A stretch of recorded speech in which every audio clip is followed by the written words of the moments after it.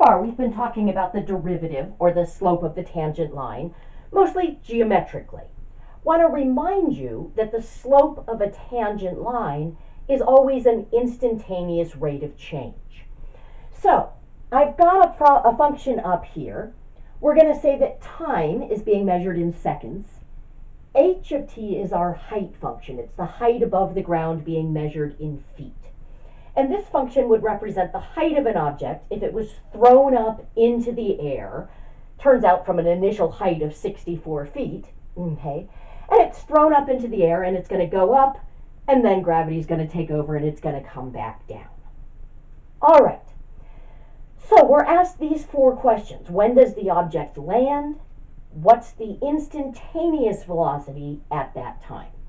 So if my function is a height function, which is just a specific type of a position function, its rate of change is velocity. And so the instantaneous rate of change is the slope of the tangent line, or the derivative. So we're being asked to find that at this particular moment in time. And then we're asked when it's at its highest point, and what's the instantaneous velocity then. Okay, so looking at this, we basically have time t on the horizontal axis and h of t on the vertical axis. And I can see this is a quadratic function, and the lead term is negative. So this is just going to be a parabola that's opening down.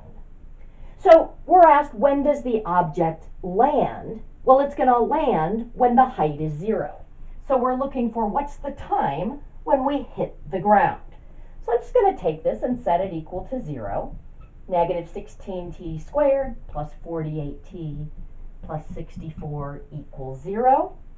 I can factor out a negative 16, and that's times t squared minus 3t minus 4 equals 0. And then I can factor a little bit more. This is going to factor as t minus 4 times t plus 1. And so then I set all of the factors that have t's in them equal to 0. So either t minus 4 equals 0 or t plus 1 equals 0. So we get t equals 4 or t equals negative 1. Now, the object is only going to land once, and it's going to land after we throw it up into the air. So the domain for this problem isn't the natural domain of this function mathematically, it's the practical domain. I threw the object up into the air at time 0, and it's going to land at a certain time, and in between those two times, this graph tells me what the object does. It goes up and then it comes back down. Before I threw it up into the air, I could continue this parabola, and I can see, oh yeah, it's going to cross the t-axis here at negative 1, but that doesn't represent anything in the real world. The practical domain is between the time I throw the object and the time it lands.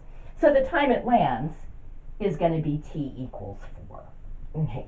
So it lands 4 seconds after we threw it up into the air.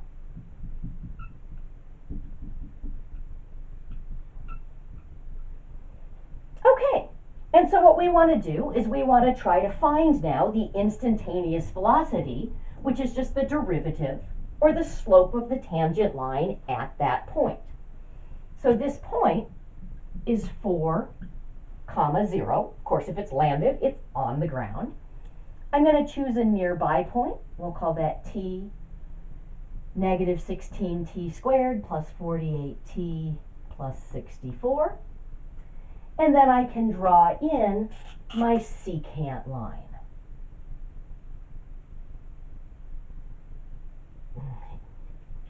All right, that's not a very good secant line, but we'll pretend it's a good secant line connecting those 2 points. I know that I want to calculate h prime at time 4.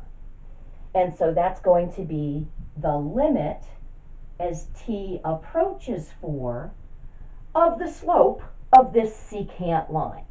And that's just rise over run. So the rise would be negative 16t squared plus 48t plus 64 minus 0. That's the change in the height values over t minus 4. That's the change in my input values. And of course, we just factored this. The factoring is going to work for this problem as well. The top factored is negative 16 times t minus 4 times t plus 1. And then we've got that t minus 4 on the bottom. So I can cancel the t minus 4's. We've got the limit as t approaches 4 of negative 16 times t plus 1.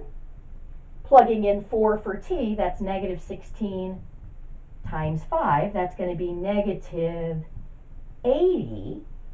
And the units for that are going to be the units that I would have for the slope of a line here. That's going to be the units for height, which were feet, divided by the units for time, which were seconds.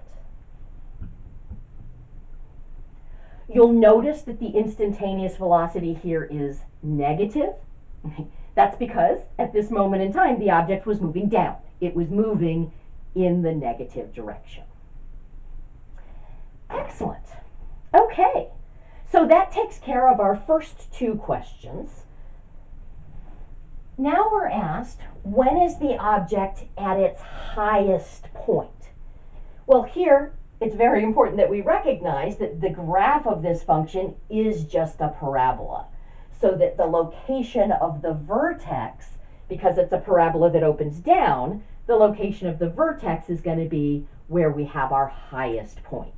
We will eventually be learning how to use calculus to find the location and value of high and low points on our graphs. At this point, we really only know how to do that if we have a quadratic function, but we do. Okay. So for this particular quadratic function, a, the coefficient in front of the squared term is negative 16, b, the coefficient in front of the linear term is 48, and c, the constant is 64. Now I know that the vertex occurs at the opposite of b over 2a. So that's going to be the opposite of 48 over 2 times negative 16. That's negative 48 over negative 32, and that's going to reduce to positive 3/2. Okay. So the object is going to be at its high point when the t value is 3/2. In other words, 1.5 seconds after we threw it into the air. And what we want to do now is find the instantaneous velocity at that point. So let's see, that's 3/2. Now, I'd kind of like to know what the height is at that point. I need to know the coordinates of that point if I'm going to be working with it. So to find that, we simply plug it in. So h of 3/2 is negative 16 times 3/2 squared, which would be 9/4, plus 48 times 3/2 plus 64. I'm just going to erase the questions here. All right, so that's going to be negative 36. Here I can cancel. So let's see, 3 times 24. That's going to be 72. Plus 64. That's going to give me a total of 100 feet. Okay. So, although we weren't asked directly what's the maximum height is 100 feet. Okay, but what I want to find is the velocity, the instantaneous velocity at this point. So again, I'm going to choose a nearby point. I'm going to label that as just t, negative 16t squared plus 48t plus 64. And then I can draw in the secant line connecting those points. And what I want to calculate is the limit of the slopes of those secant lines. That's going to give me the slope of the tangent line, which is the derivative, which in this case is the instantaneous velocity. So h prime at 3/2 is going to be the limit as t approaches 3/2 of rise over run. So the rise, I'm going to do the more complicated point minus the point with numeric coefficients. So that's going to be negative 16t squared plus 48t plus 64 minus 100. Okay. All over t minus 3/2. That's the run. That's the difference in the input values.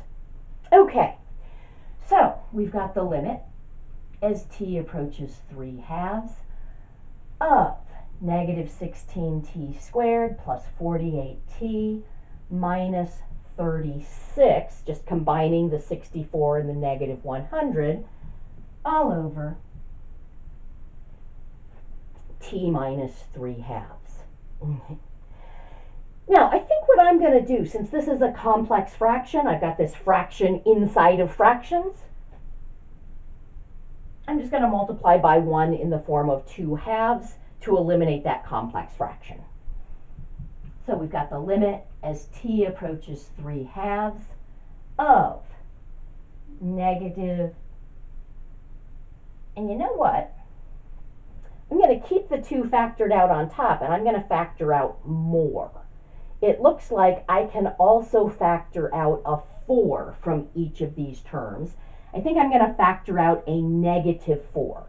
So we've already got a 2 on the outside. That's from here. I'm going to factor out a negative 4, and that's going to leave me with 4t squared minus 12t plus 9.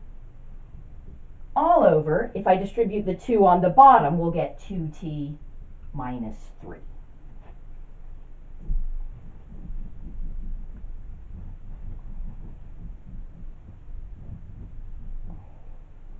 Okay, so we've got the limit as t goes to 3/2 of negative 8 times this thing. Now, I can double check. If I plug in 3/2, I know I should be getting an indeterminate form of the type 0 over 0. Because as this point moves closer to this point, remember both the rise and the run should be going to 0. Certainly if I plug in 3/2, the bottom goes to 0. Should make the top go to 0 as well. But that's going to be very helpful because that tells me that t minus 3/2 must be a factor of the top.